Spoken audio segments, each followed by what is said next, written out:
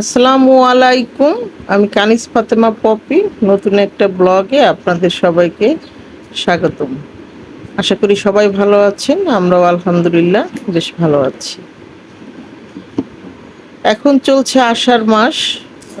যদিও আষাঢ় মাস মানে বৃষ্টি আর বৃষ্টি, তো আকাশে মেঘ থাকে বাট বৃষ্টির খুব একটা দেখা যায় না। তো সকাল থেকেই ভিডিওটা স্টার্ট করেছি। এটা ছিল বৃহস্পতিবার। তো বাড়ি থেকে তো চলে এসেছি, বেশ কয়েকদিন হয়ে গিয়েছে। কাপড় চোপড় ধুয়ে রেখেছিলাম, সেইগুলি আয়রন করেছি। সেই সাথে ওর বাবাকে নাস্তা দিয়ে দিলাম। আর আমি যেটা করি, বেশ মাস খানিকের বেশি হবে, প্রায় মাস দুয়েক ধরে এখন আদা আর লেবু মিলিয়ে পানি খাচ্ছি। আদাটা আগে ফুটিয়ে নেই। এটা খুব ভালো। এর আগেও আমি খেয়েছি। এটা খেলে অ্যাসিডিটি বেশ উপকার পাই। তো এটাই খাচ্ছি এখন আপাতত। তারপর হচ্ছে সারাদিন তো কাজকর্ম, ওগুলি আর ওভাবে ভিডিও করিনি। তো হাঁটতে হাঁটতে একটু গিয়েছিলাম আরএফএল, মানে আরএফএলের শপে। তো সেখান থেকে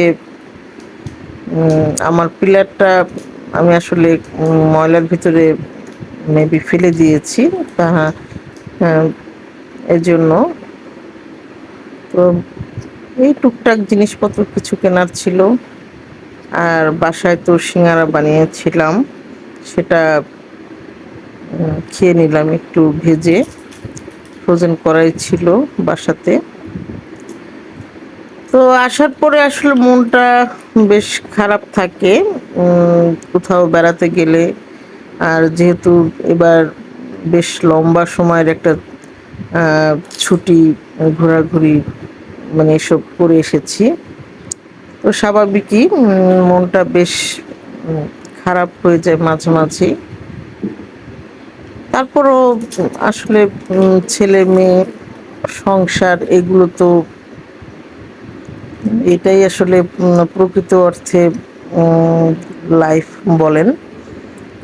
তো নিজের গন্তব্যে তো আসলে আসতেই হবে। তো এখনো আসলে ওই রেস্টটা রয়ে গেছে কিছুটা।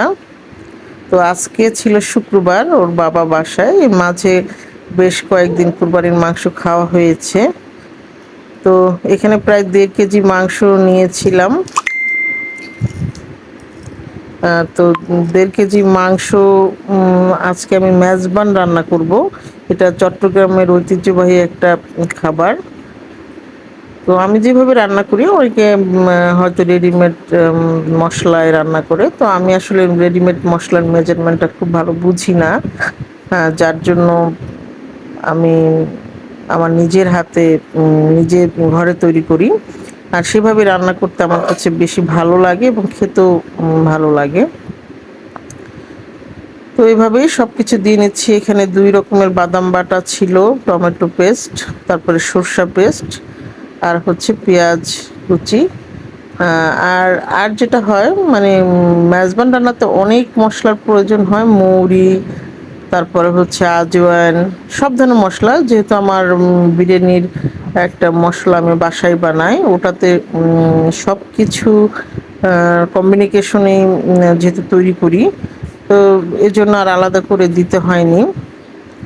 তো দেখেন এই যে আকাশের অবস্থা, আজ বৃষ্টি হচ্ছে, খুব ভালো লাগছে। তো ভালো লাগলে হবে কি, একটু সময় বৃষ্টি নামে, তারপরে এমন গরম ছাড়ে, মানে অস্থির হওয়ার মতো অবস্থা।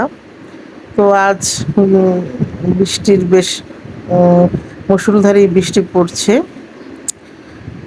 তো আমরা যারা ইট পাথরে মানে যাদের জীবন আসলে, তারা আসলে বৃষ্টি খুব পছন্দ করি। আর গ্রামে থাকলে দেখা যাচ্ছে যে শহর মানে পথঘাট অল্পতে কাদা হয়ে যায়। বৃষ্টি তারা ওইভাবে আসলে মানে ওখানে অতটা ভালো লাগে না। তবে হ্যাঁ, ফসলের জন্য বৃষ্টি খুবই ভালো। আমি দেখেছি বাড়িতে গিয়ে যারা আশেপাশে ধান লাগিয়েছে, তাদের ধানগুলো খুব ভালো হচ্ছিল না।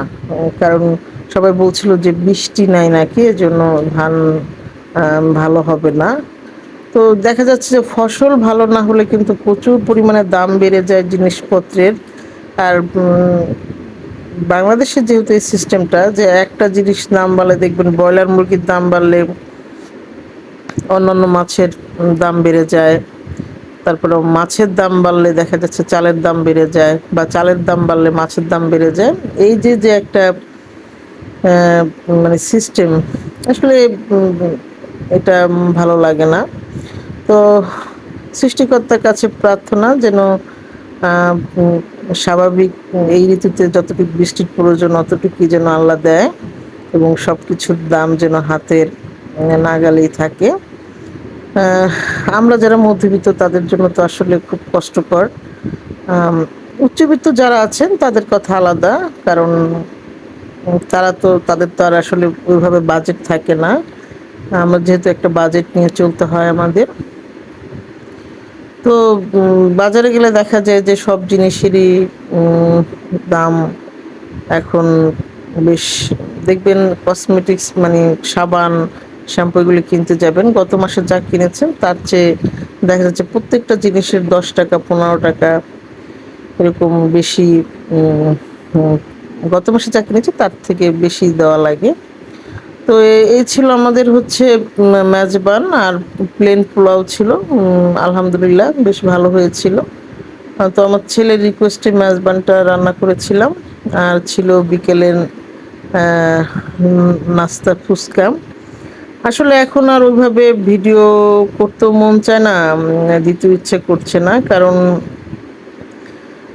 কেমন যেন মানে গরম, তারপরে বৈরী পরিস্থিতি, আর কোথাও তো যাওয়া হচ্ছে না। অনেকে ঘরের ভিডিও খুব একটা দেখতে পছন্দ করে না। অনেকে বলে যে বাইরে ঘুরতে যাবেন তারপর ভিডিও করবেন। তা আসলে বিষয়টা গরমের জন্য কোথাও আসলে বের হই না ছেলে মেয়ে নিয়ে।